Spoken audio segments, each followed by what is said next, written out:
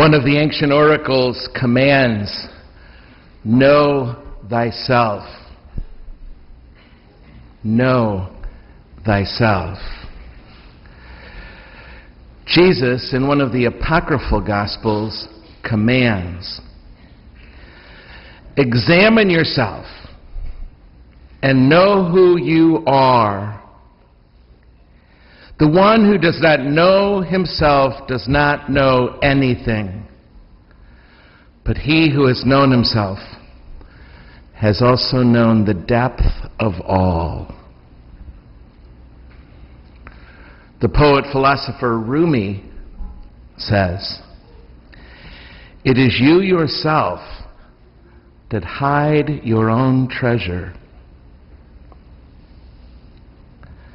Let me just say that the genuine mystic will always point you to yourself to discover the depth of your own true nature. Today's scriptures speak to us of humility. Once again, last Sunday also brought up humility in a whole different way.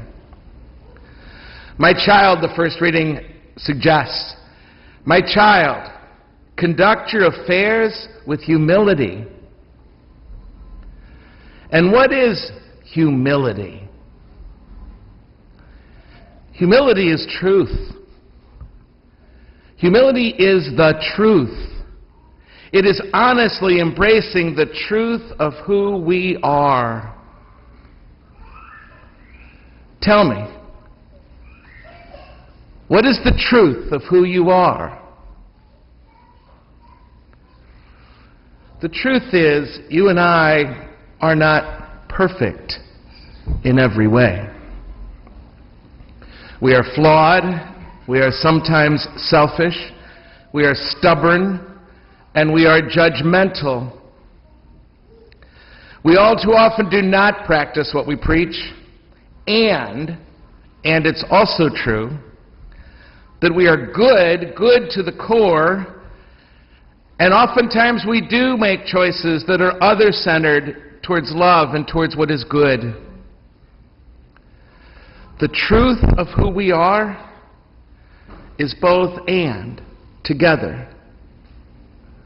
Both and, together. One of the greatest gifts the seminary gave me was time.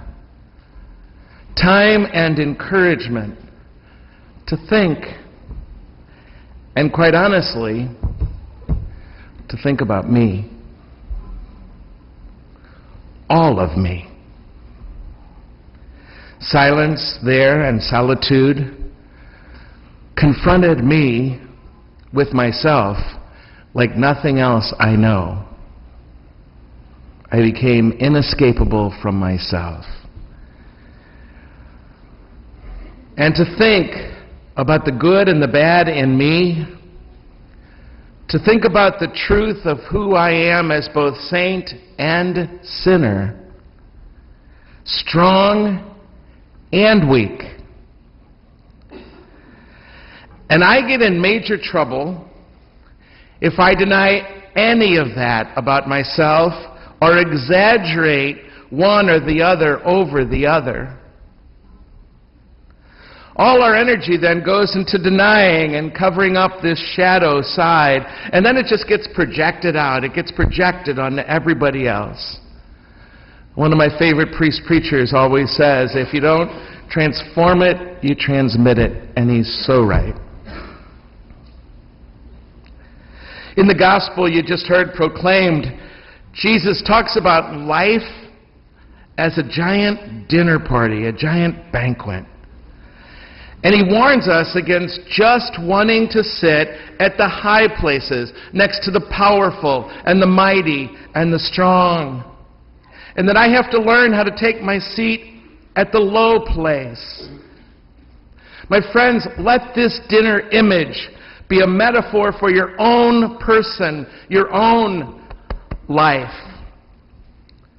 What Jesus is saying, therefore, to you, to get at the depth of this gospel, it seems to me, is that I have to learn at the dinner party of this life that is me, I have to learn to sit at the table with the lower parts of me. Not just those parts of me that I like, not just the things about me that I enjoy, not just the honorable parts of me.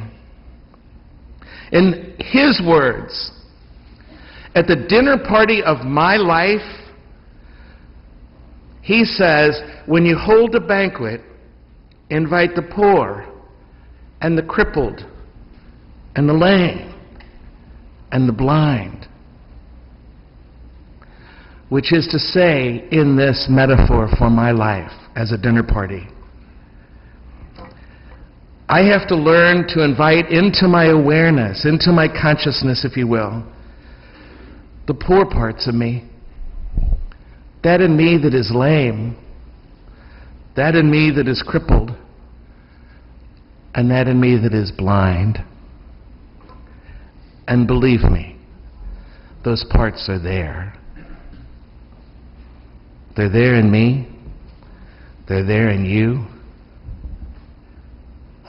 They're there in each of us, without exception. And I have to learn how to be honest about that. What Jesus knows is that the shadow rejected, the weaknesses I cannot welcome and therefore cut off, try to make go away, treat only as an enemy, that in me that I just cannot entertain thinking about at the banquet of this life, that could destroy me and destroy my loves if I don't learn to welcome it. Instead of letting into my awareness only the honorable parts of me, the things I like and what I want you to see about me,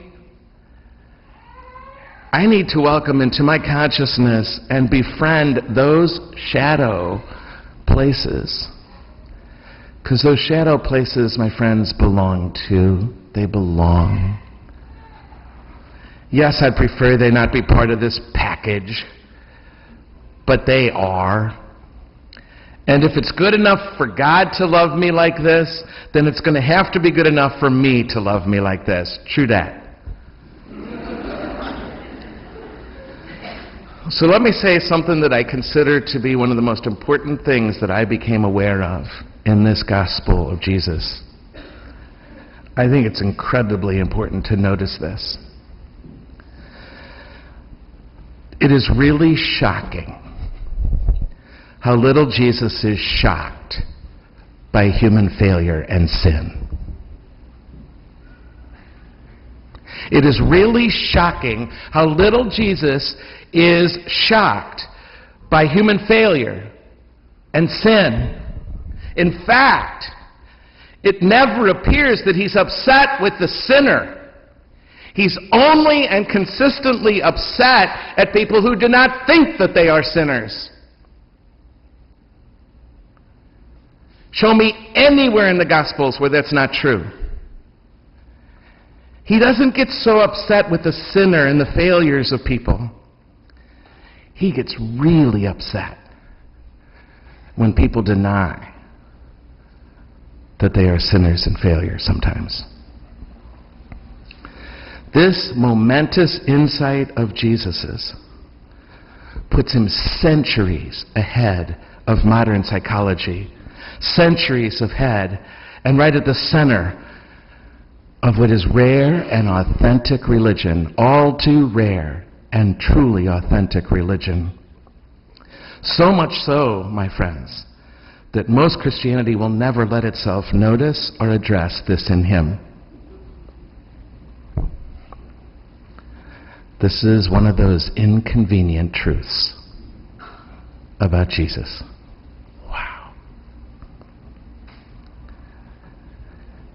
Let me just say it one more time, because I need to let it in too. It is really shocking how little Jesus is shocked by our failures and our sins. He's never upset with the sinner. He's only and consistently upset at people who do not think they are sinners.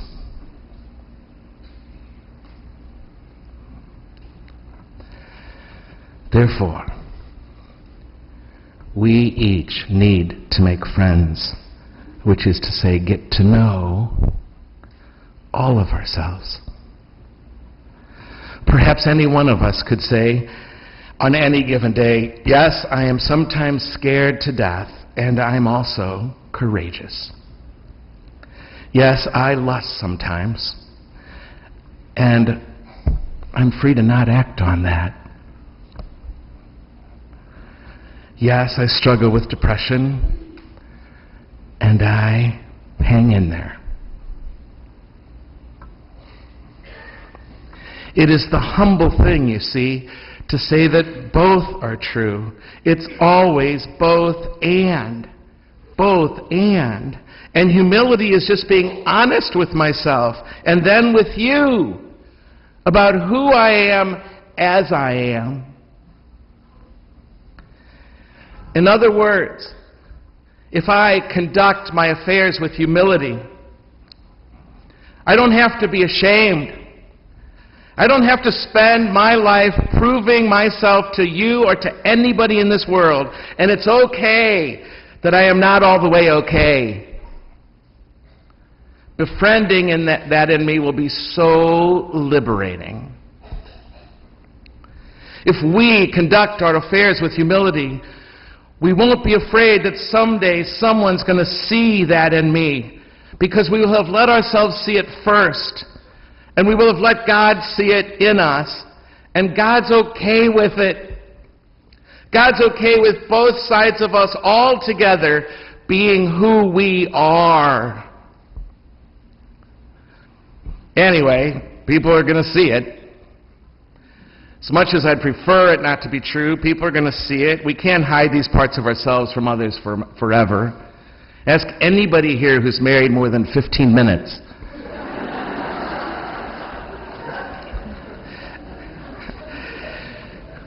We will conduct our affairs with humility.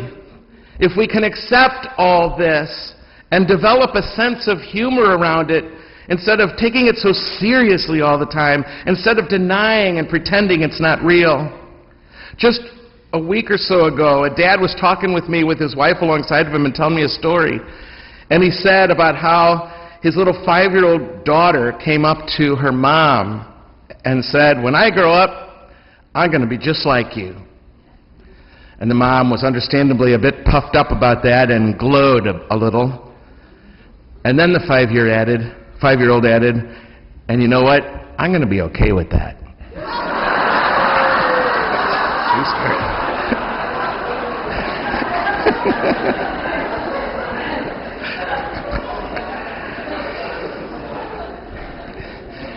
We will conduct our affairs with humility. If we're not afraid to spend some time alone, to go for those long walks alone, to go to that quiet place in our homes alone, and think about some of this stuff. Some of these things I'm usually really scared to think about. We will conduct our affairs with humility when we will not be so afraid to sit down with friends and talk about the real stuff of life, because we will have faced it in ourselves already. It has made me not afraid to talk to you about so many things that so many people are so afraid to talk about, because those long walks I took alone a long time ago. My friends, at the banquet of our lives, at this dinner party that is me, we can bring all of ourselves, all of who we are, all of it. And we will find that it belongs there. And it is a wonderful and liberating and salvific way to live my both and life.